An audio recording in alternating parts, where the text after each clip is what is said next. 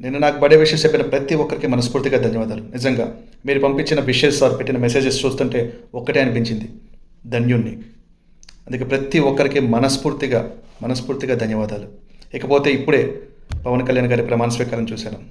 నిజంగా June 4th నుంచి ఎన్ని హ్యాపీయెస్ట్ మూమెంట్స్ అంటే 21 out of 21 గెలవడం, నేషనల్ మీడియాతో సహా పవన్ కళ్యాణ్ గారి పేరు మోగిపోవడం, చిన్న పెద్ద తేడా లేకుండా ప్రతి ఒక్కరు జన సైనికుల కృషిని అభినందించడం, ప్రైమ్ మినిస్టర్ మోడీ గారు కూడా పవన్ కళ్యాణ్ గారి గురించి పొగట్టడం, ఈ రోజు కొణిదెల పవన్ కళ్యాణ్ అనే నేను అని కళ్యాణ్ గారి ప్రమాణ స్వీకారం.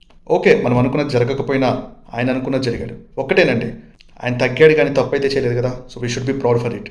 సో వాట్ నెక్స్ట్ అని ఆలోచిస్తున్నప్పుడు మేము పిఠాపురంలో ప్రచారం చేస్తున్నప్పుడు అక్కడ యూత్ మాతో మాట్లాడిన మాటలు గుర్తొచ్చాయి. అన్న కళ్యాణ్ గారు గెలిచిన తర్వాత ఇక్కడ స్కిల్ డెవలప్మెంట్ సెంటర్ ఏర్పాటు చేయాలని చెప్పేసి అన్నారు. గ్రాడ్యుయేట్స్కి పోస్ట్ గ్రాడ్యుయేట్స్కి టెక్నికల్ కోర్సెస్ ట్రైనింగ్ ఇచ్చి వాళ్ళకి జాబ్ ఆపర్చునిటీస్ పెరిగేలా చేయాలన్నా అని చెప్పేసి అన్నారు.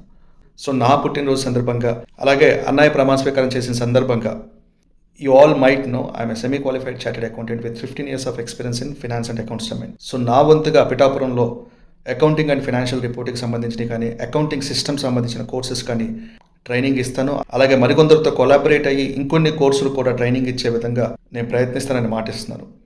మరొక్కసారి ప్రతి ఒక్కరికి ధన్యవాదాలు.